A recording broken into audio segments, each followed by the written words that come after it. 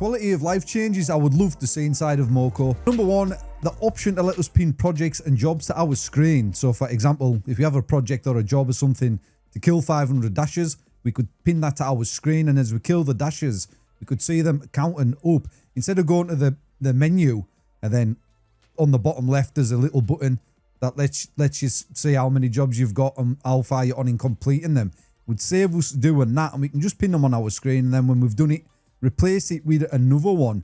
Just a simple change there, but nonetheless, I think it's super helpful. So number two is the option to copy loadouts when we're in lobbies for rifts. So for example, if I'm in a team and we're doing a rift, and I'll say, what's the optimal loadout here? And one of the players tells me, I'll have to click on their name and sort of view what weapons and passives and things that they've got on.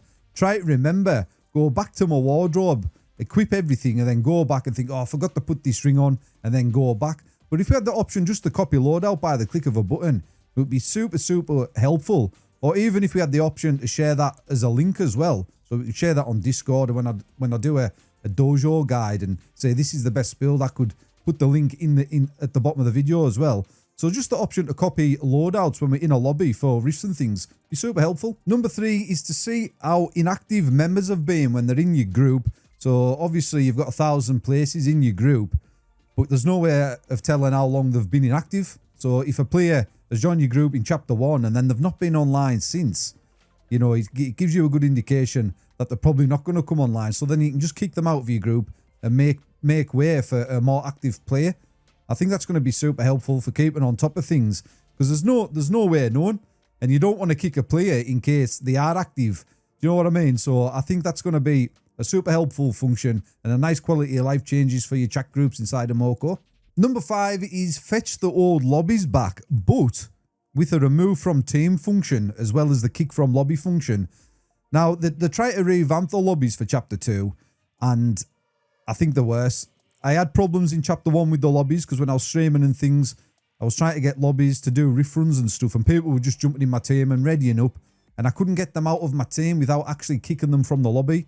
And I don't like kicking players out of the lobby, because sometimes they get confused to what you're saying with the language barrier and things, so it's not entirely their fault all the time. So I think if we had the old lobbies back, it would be much better, but just with a remove from team. So it just kicks them out of your team without actually kicking them out of your lobby. And it was super helpful for me as a streamer as well, because people joining my lobby, selecting what rifts they wanted to do. So I'd do one rift, go back to the lobby. I could say these players wanted to do Moonlit Ruins, for example. So I'd jump in, ready up, and then them players wanted to do Ramparts. And it was just super helpful. It was much easier, better for death ball farming as well. So you could create a lobby, have loads of players join your lobby and go into a world and death ball farm and get your projects and things done for that world. So I think that'd be a nice quality of life change. Just fetch back the old lobbies, but with a remove from team function as well as the kick from lobby function. Number 6 is a super simple one, and that's just let us rename our gear slots. We did get additional gear slots coming into chapter 2, but we can't rename them. It's just stuck as gear slot 1, gear slot 2, gear slot 3. And if you're anything like me, I've got a couple of different loadouts for the speed shot. We've got like a gadget build for the speed shot, and then a DPS build for the speed shot. So I'd just like the option just to rename them, and I'm sure that's something we will get in the near future. Number 7 is a spectate function for the dojos and rifts.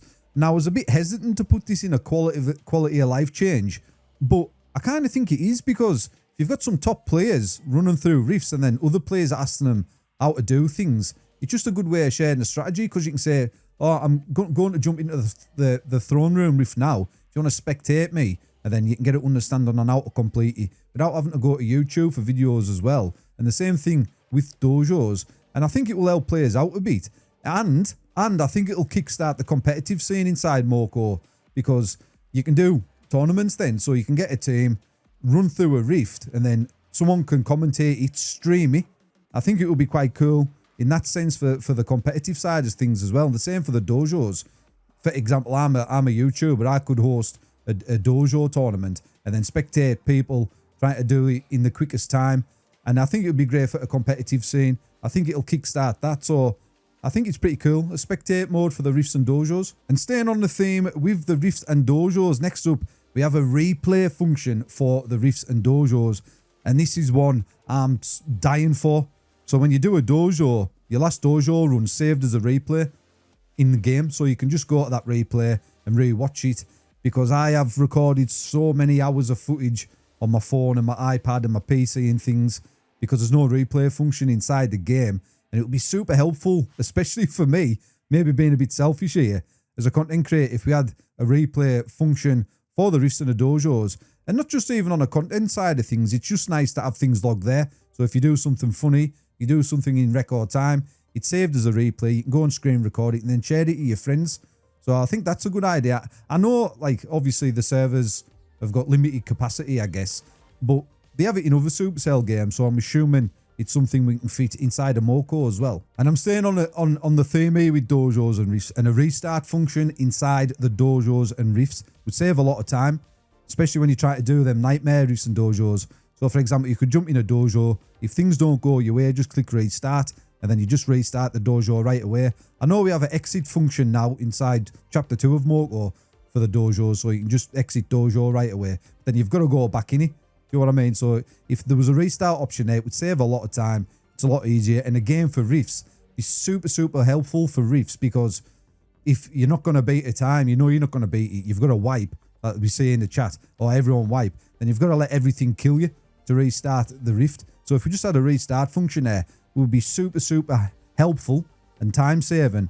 Obviously, if you're in a rift, the lobby host can only do it because you don't want people joining your group and then restarting the rift just to be a meanie.